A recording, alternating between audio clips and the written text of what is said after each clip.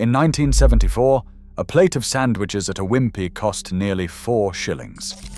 Your mum made something better for threepence. That is not nostalgia talking. That is a fact food historians have quietly confirmed over the past decade. The flavors coming out of working-class British kitchens in the 1970s, from terraced houses in Barnsley to back streets in Bermondsey, were built on principles modern restaurants now charge a premium to recreate. Umami, contrast, fat and acid. Your mum understood all of it without knowing the words, and she understood it standing at a kitchen counter in her housecoat, with a bread knife, a loaf of mother's pride, and whatever was in the cupboard. Number 7 on this list is now sold in London deli for £4.50. Number 3 appears on gastropub menus with a fancy name nobody's grandmother would recognize. These 25 sandwiches fed a nation through strikes, power cuts, and the 3-day week. And they were magnificent. Let us count them down. Number 25th, bloater paste on white bread.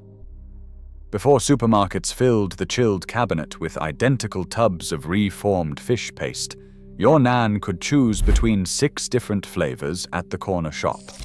Bloater paste was the boldest of the lot. Made from smoked herring cured over oak, the fish had a deep, oily intensity that no other spread could touch. A small jar cost about 8 pence in 1971. Spread cold from the fridge onto soft white bread with nothing added, not even butter. It needed nothing. The smokiness did all the work.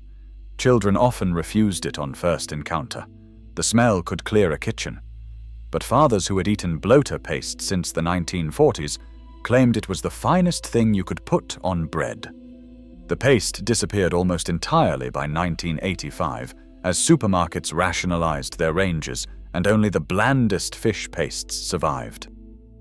Bloater, with its complicated flavor and regional associations, never made the cut. Today it survives in specialist fishmongers and long memories. Any food writer who tastes it for the first time immediately asks why it ever went away. Number 24. Pilchard and malt vinegar on white. Tinned pilchards in tomato sauce cost 11 pence for a large tin in 1973. Enough to fill 4 doorstep sandwiches. Your mum would drain the fish, mash them roughly on the bread so chunks still remained, then shake malt vinegar over the top from the big brown bottle kept next to the cooker. The vinegar hit the tomato sauce and the result was something sharp and rich all at once, the acid cutting through the oiliness of the fish and waking up the whole sandwich. She might press the bread together hard and wrap it in greaseproof for a packed lunch. By lunchtime, the bread had soaked through and the flavors had merged into something so deeply savory that no shop-bought sandwich could compete. Modern food science calls this the combination of umami and acid contrast. In 1973, it was called Tuesday's lunch. The Pilchard sandwich fed pit villages, factory workers, and school children right across Britain. Its decline came when fresh fish became cheap and tinned pilchards earned a reputation for poverty. Which is ironic, because what poverty built here was genuinely delicious. Number 23rd, condensed milk on white bread. Every pantry in Britain in the 1970s had at least 1 tin of carnation condensed milk. Your nan used it for puddings, for ice cream, for rice pudding. On a slow Saturday afternoon, when there was nothing sweet in the house and a child was underfoot asking for something, she would open that tin, take a thick bladed knife, and spread the sticky golden syrup across a slice of white bread. The result was almost impossibly sweet, dense and milky, just slightly caramelized from the canning process. It clung to the roof of your mouth in the best possible way. A tin cost about 12 pence and lasted weeks. This was not a meal. It was a small act of kindness, the kind a grandmother offered without ceremony. Just a slice of bread with condensed milk on it, cut into 2 triangles on a saucer. Nothing about this sandwich is complicated. Nothing about it is sophisticated. But no patisserie has ever produced something a child wanted more on a cold afternoon. Number 22, banana and sugar. The banana sandwich sounds too simple to be worth mentioning. It is worth mentioning because of one addition that modern recipes almost universally leave out: sugar. White granulated sugar, sprinkled generously over the sliced banana before the top slice went on. You pressed the bread down firmly so the sugar embedded slightly into the soft fruit. Then you ate it immediately before the banana could brown, while the sugar was still slightly crunchy against the softness of the fruit. The combination of textures made it extraordinary. Soft bread, soft banana, then that slight grittiness of the sugar before it dissolved. A banana cost about 3 pence in 1972. The sugar was already in the bowl. Total cost, almost nothing. Elvis Presley famously ate fried peanut butter and banana. British children were doing something equally magnificent for a fraction of the effort. The sugar banana sandwich has largely vanished from modern childhood in favor of fruit shoots and rice cakes. A genuine loss. Number 21. Fish paste and cucumber on brown. Shipham's fish paste came in small ceramic pots sealed with foil. Crab, salmon, anchovy, and prawn were the common flavors. Each pot cost about 7 pence in 1974. Your mum would spread a thin layer on brown bread, nothing too thick because the flavor was intense, then add slices of cucumber cut thin with a potato peeler rather than a knife. The cucumber brought water and coolness against the punchy, salty paste. The brown bread added a nuttiness that white could not manage. In hot weather, this was the sandwich your mum packed in the school bag wrapped in tin foil. By the time you opened it at lunchtime, the cucumber had softened slightly, and the paste had spread further into the bread. School friends traded their own sandwiches for these. A fish paste sandwich in a packed lunch was currency. Shipham's still exists, still sells its paste in pots, and it still tastes exactly as it did. The recipe has not changed in 50 years because nothing needed changing. First pattern break. Your mum did not buy potted meat. She made it. That is the part the supermarket revolution erased. The crock of potted meat sitting in the larder was assembled from Sunday's joint. Whatever scraps remained from the roast were minced through the hand. Mincer bolted to the kitchen counter, seasoned with mace, pepper, and a scraping of anchovy paste, then pressed into a pot and sealed under a thin layer of clarified butter. Left to set overnight, it became something extraordinary. Spreadable but dense, intensely meaty, deeply savory in a way that pre-packaged Shipham's meat paste never quite achieved, because this was real meat, real fat, real flavor. Spread thick on a doorstep slice of white bread, it needed nothing else.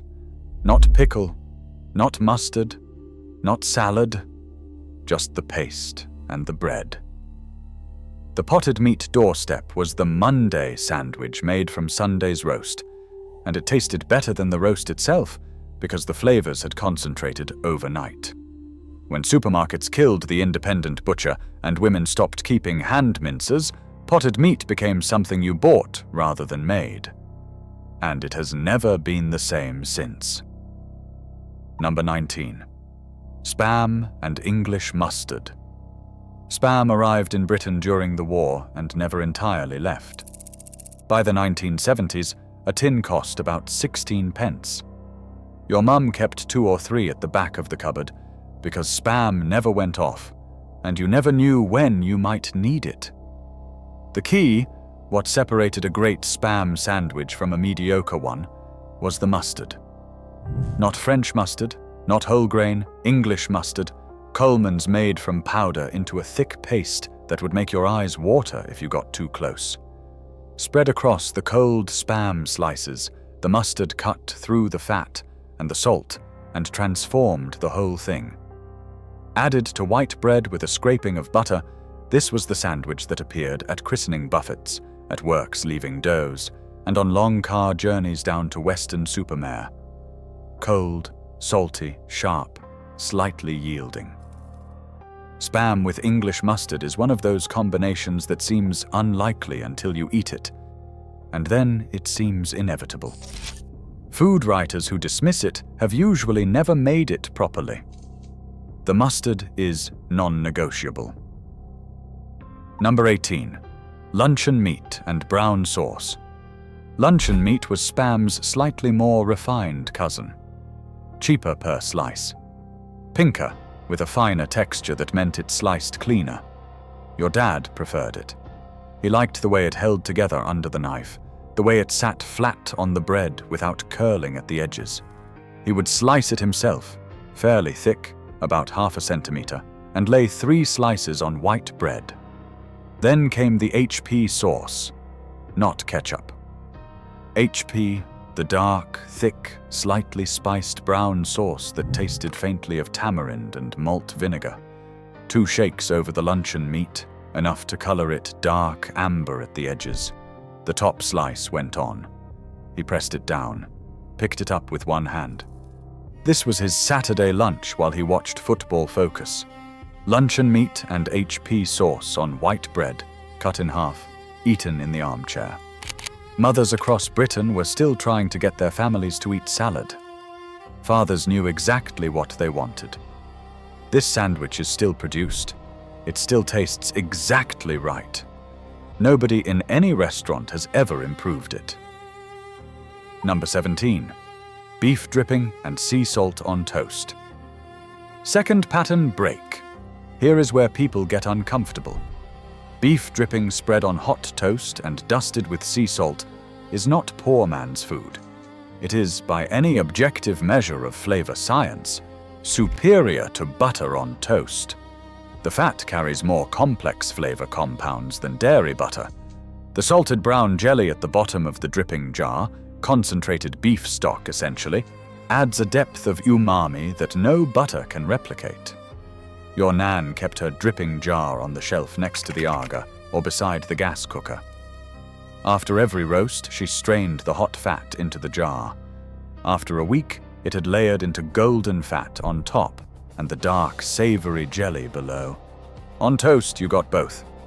The fat melted into the hot bread instantly. The jelly left dark patches. A pinch of salt on top. That was it. Cost per slice. Essentially nothing, since the dripping came free from the roast. The British Heart Foundation's 1970s campaign against saturated fats killed the dripping jar in a generation. A 2015 study in the British Medical Journal found no conclusive link between saturated fat and heart disease.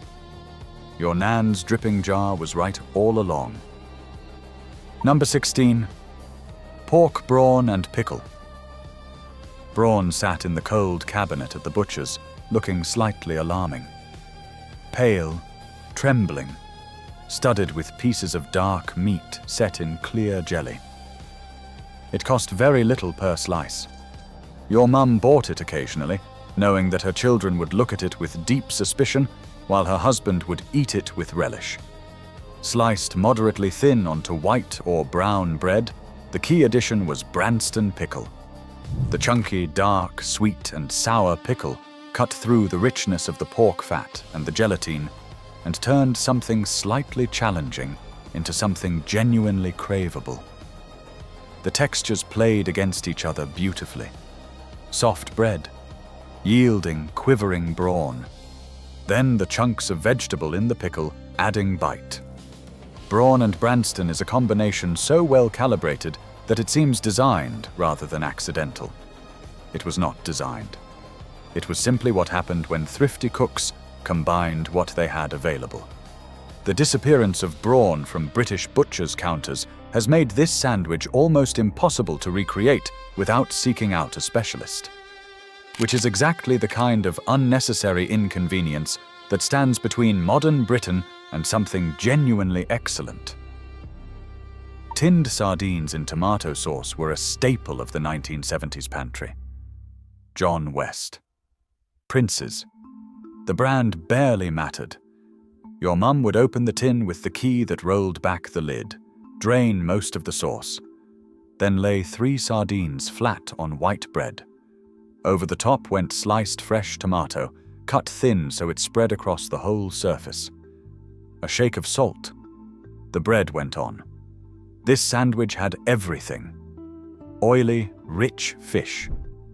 Acidic tomato, both the fresh slice and the residual sauce from the tin. Soft bread soaking it all in. Sardines are extraordinarily high in omega-3 fatty acids, calcium from the soft bones, and vitamin D. Your mum was not thinking about nutrition. She was thinking about feeding 5 people on a tin that cost 13 pence. But she produced something that nutritionists now recommend, and restaurants now charge handsomely for, served on sourdough with aioli alongside. The sardine sandwich on plain white bread, prepared in 3 minutes, cost under 10 pence in 1975, and tasted better than almost anything money could buy.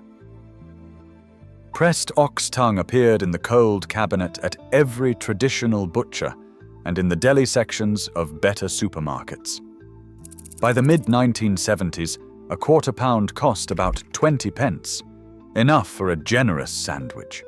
Your mum would take the cold, pink, thinly sliced tongue, lay it across brown bread, then add a proper spreading of horseradish sauce from the jar. Coleman's horseradish, not the cream version. The strong one. The one that hit the back of your nose before it even touched your tongue. The combination was extraordinary. Tongue has a texture unlike any other cold meat. Firmer than ham, more yielding than beef. The flavor is intensely meaty without being heavy. Against the sharp heat of horseradish and the nuttiness of brown bread, it produced a sandwich that felt expensive.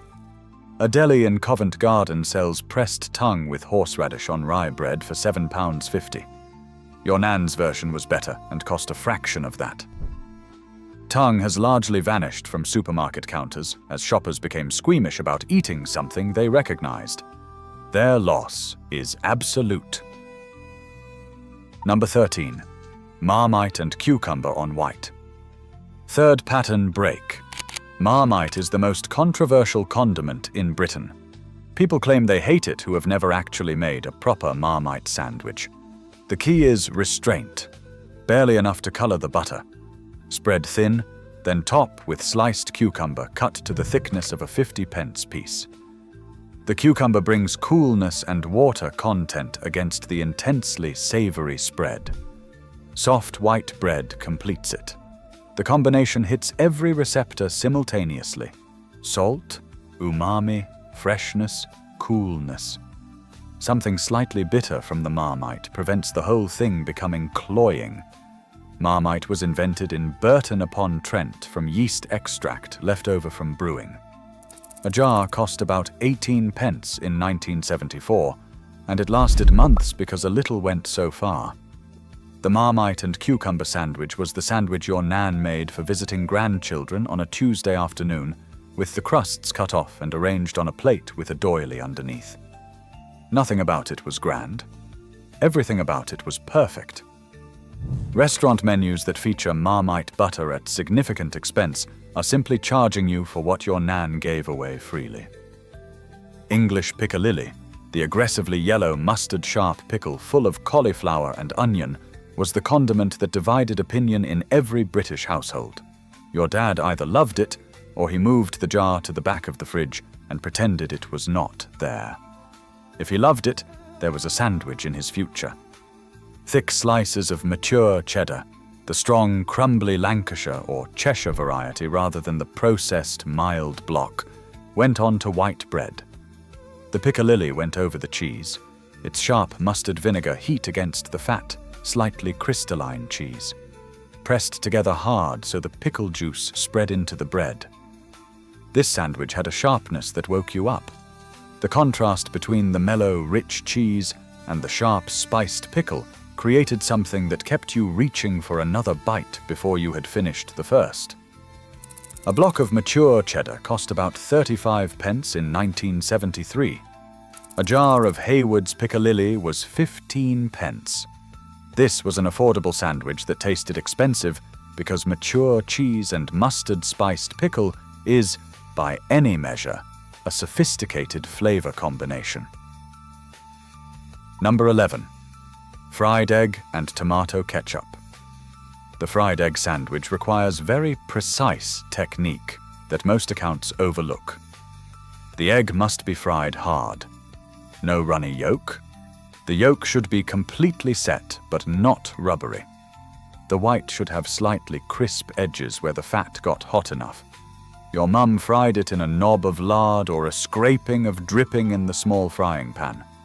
The egg went onto white bread immediately, still hot. Salt over the top, then the ketchup, not a scraping. A proper squirt from the Heinz bottle. The heat from the egg warmed the ketchup, and the two combined in a way that a cold egg and cold ketchup never achieved. The sandwich had to be eaten immediately. This was not a packed lunch item. This was a weekend breakfast, a late supper, something made fast in the kitchen while still in pajamas on a Saturday morning. The fried egg sandwich in its proper form represents something important about British cooking in the 1970s. Simple technique, good ingredients, eaten hot. The version served in cafes today, usually on thick white toast with a runny yolk and streaky bacon, is a different sandwich entirely. Both are good. Only one cost 4 pence. Number 10. Mushy pea butty. A fourth pattern break. Mushy peas on white bread was not a sandwich anyone planned. It was what happened when the chip pan was on. The mushy peas were warming on the back burner, and someone broke off a piece of the bread that was sitting on the counter and started eating. Then they put peas on it. Then they told their mother, who told them they were disgusting. Then she made one herself. The mushy pea butty is an act of kitchen improvisation so successful that it has never needed a recipe. The peas need to be properly mushy, not tinned garden peas. Marrow-fat peas soaked overnight and cooked down until they collapse into a thick, starchy paste, with a knob of butter stirred through at the end. Spread heavily on white bread, give a shake of malt vinegar over the top, close the sandwich and eat it immediately. The starchy warmth of the peas against the soft bread and the sharpness of the vinegar produced something so satisfying that it is genuinely difficult to explain to someone who has never had it. Restaurants in Leeds and Bradford now serve elevated versions with mint oil and artisan bread. The original, made at the kitchen counter for nothing, was better. Number 9. Corned beef and Branston pickle. If there is a single sandwich that defines working-class British food in the 1970s, it is the corned beef and Branston. A tin of corned beef cost about 22 pence. A jar of Branston pickle lasted weeks. White or brown bread, either worked. Your mum would open the tin, slice the corned beef thickly because thin slices crumbled, and lay them across the bread. The Branston went over the top.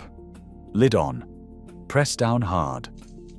This sandwich appeared in every school-packed lunch in Britain at some point during the 1970s. It appeared on every works canteen counter. It appeared at every church fete, every WI meeting, every funeral tea. The corned beef and Branston sandwich is the great democratic food of Britain. It crossed class lines, regional lines, generational lines. Everyone ate it. Nobody was ashamed of it. Nobody should have been. The combination of slightly salty, dense beef and the sweet, vinegared, chunky pickle is one of the best flavor pairings in British food. Full stop. Its ubiquity during the 1970s was entirely deserved. Number 8. Cheese and raw onion on white. The cheese and raw onion sandwich was for people who did not care what they smelled like in the afternoon. It was, in short, for honest people. Mature cheddar, sliced or crumbled depending on how dry it was. Raw onion sliced thin, paper thin if your knife was sharp enough. White bread, buttered properly to the very edges. Salt, Nothing else. The raw onion brought an intensity that cooked onion never achieved. Sharp, almost sweet underneath the sharpness. Against the fat of the cheese and the yielding bread, it produced a sandwich that was simultaneously soft and biting. The cheese and raw onion was working-class British food at its most unapologetic. No pretension, no technique beyond a sharp knife and a willingness to smell of onion until 4 in the afternoon. In Yorkshire, this sandwich appeared in snap tins carried underground by miners. In Lancashire, it went into the bags of mill workers. In London, it sat on canteen counters beside urns of strong tea.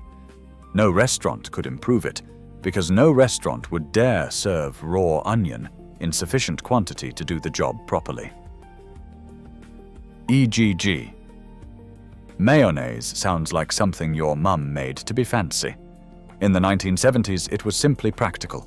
Hard-boiled eggs mashed with Hellmann's mayonnaise, a pinch of mustard powder, salt and white pepper. Spread generously on brown bread. Then watercress. Not rocket, not spinach. Watercress. The peppery, slightly bitter green that grew in streams across Britain and was sold in bunches at every market stall for almost nothing. The watercress against the rich, slightly mustardy egg mayonnaise created a contrast that modern sandwiches reach for constantly and rarely achieve. The bite of the cress, the creaminess of the egg, the nuttiness of the brown bread. A bunch of watercress cost about 5 pence in 1974. 3 eggs cost about 12 pence. A jar of Hellmann's, still relatively new to British kitchens in the early 1970s, lasted weeks. This sandwich appeared on the buffet table at every occasion that required slight effort. It looked elegant. It tasted exceptional. The gastropub egg mayonnaise sandwich on sourdough with nasturtium leaves costs £5 and is rarely as good. Number 6. Bacon bits and HP sauce. Not bacon. Bacon bits. The distinction matters enormously. Bacon bits were the scraps, the ends, the slightly irregular pieces that the butcher could not sell as rashers. They were sold in bags for almost nothing. Your mum fried them until they were crisp at the edges and slightly chewy in the thicker pieces, with a variety of textures in a single pan. Onto white bread they went while still hot.